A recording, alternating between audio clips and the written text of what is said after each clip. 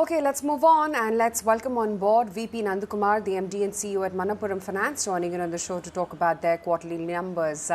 Mr. Nandakumar, your consolidated profits, as I can see it, have grown nearly 19%, but there has also been a decline on the sequential basis.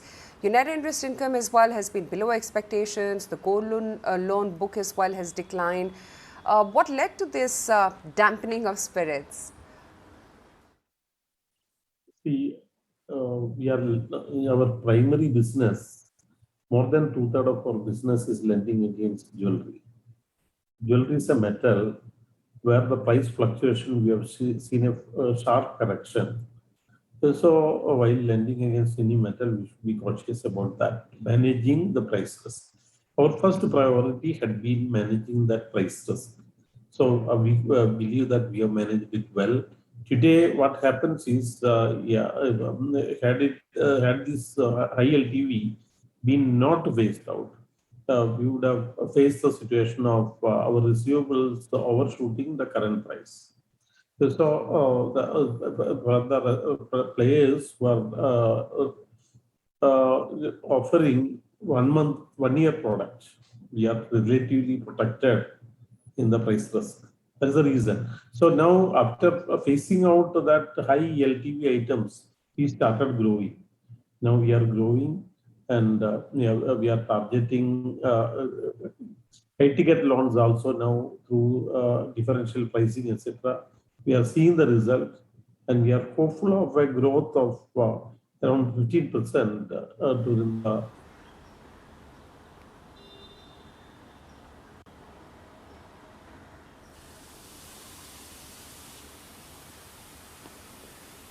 Right.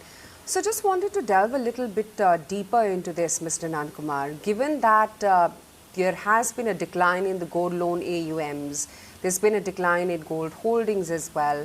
Was the decline because of customer inability to pay, or was it because of the impact on demand, or was the decline because of the management deciding to turn cautious on growing the book?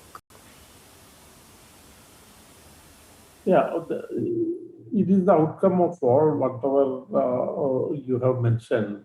It is the outcome of all that. One, we don't want to take undue price risk.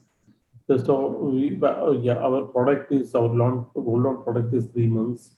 So we want to base out this high value product because we are seeing the price decline even now. So we are protected. Had this been a 1 year product, we did not look into that now. But after 9 months, what would happen? It is anybody's guess. So that is one reason. Another thing, of course, there was liquidity pressure amongst our clientele, who are mostly from the bottom of the pyramid. So that also is one reason why facing out. They didn't have. So many of them would have scrapped this by themselves selling in the market, so that they are also not facing the problem of interest accrual, etc. It is in a way good for them. So still, I would say we have maintained an auction rate during this most difficult phase. First and second wave, almost going on a continual basis, etc., with a short break only. So even such a situation, we have managed our NPA level, etc. Mr. Nandakumar, you just mentioned that some of your borrowers faced liquidity pressure. So could you give us a sense of what the asset quality stress was during the quarter? Also, could you tell us what kind of auctions you conducted during the quarter in order to counter the rise in NPAs that you saw, and what kind of ECL provisions you've taken up? See, we have fully provided, and we have taken a very conservative stand in this regard. While facing out the NPAs on time, and turning more prudent in times of difficulty. So the auctions, but this will be expected the auctions to be some 3-4% of the dispersals in gold loan. but fortunately it was less than 2% of our dispersal. That was the auction. Our ECL provisioning reported is very low because of that. In microfinance, we have provided adequately, and we have been very conservative. We write off after 120, 180 days. In 90 days, it is written off partially. So the provision is also reduced. So our reported profit is with that only. Mr. Nandakumar, just on balance and based on what we're seeing on the face of it, it is clearly a tough environment to operate in, but seemingly your peers have performed better than you have. Are you finding it difficult? Is it more challenging to acquire customers at this point? If you look at the last 10 years, you would see the same growth rate. Our growth rate and the largest competition, their growth rate also is similar.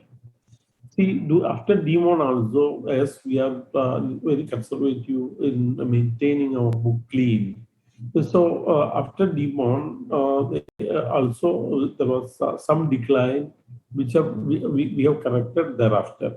So that after the demon, you take a 10 years history, you will see the same growth rate. While saying 3 months product, it is very see what we are saying the customer, telling the customer. Yes, 3 months means he has got after 3 months he has got another 3 months. So what he needs to do, he needs to remit full interest, thereby and mark this to the new LTV, so that he can continue any number of years. That is his choice only. So it is like an EMI. If everything is accumulated over a period of time, his chances of complete default and loss of the asset is very high. That's to make it convenient, to make it more affordable. So what we are saying is, you remit interest and mark the loan to the new LTV level at periodical intervals at the maximum of once in 2 years. Sure. What is your outlook then on your gold loan book for FY22 as well as 23? And can we expect the gold loan book growth of about 12 to 13% going forward? So we are very confident, and we have been demonstrating, but for these abnormal times, a growth rate of 10 to 15%, 12 to 15% is what we have demonstrated over these years. So that it will be maintained. We are very confident. When I said from the next 9 months of this financial year, we are hopeful of growing at a rate of 15% from the base of Q1. So we are seeing that sort of growth, and the customers are coming back. So it is not a problem. So what we have given the market as our projection is 10 to 15% annual growth, and on the consolidated portfolio a CAGR of 20%, and ROE of 20%, which we are maintaining for all these years. Sure. Mr. Nandakumar, while you're fairly sufficient on capital when it comes to your consolidated book, but you also mentioned that you're going to be bringing in capital from outside the MFI book as well. Could you elaborate on this? So, yeah, we have a very high capital adequacy at a consolidated level, which is around 35%. But still, because of the risk planning, we may limit our capital allocation for unsecured business. For us, unsecured business is only in MFI.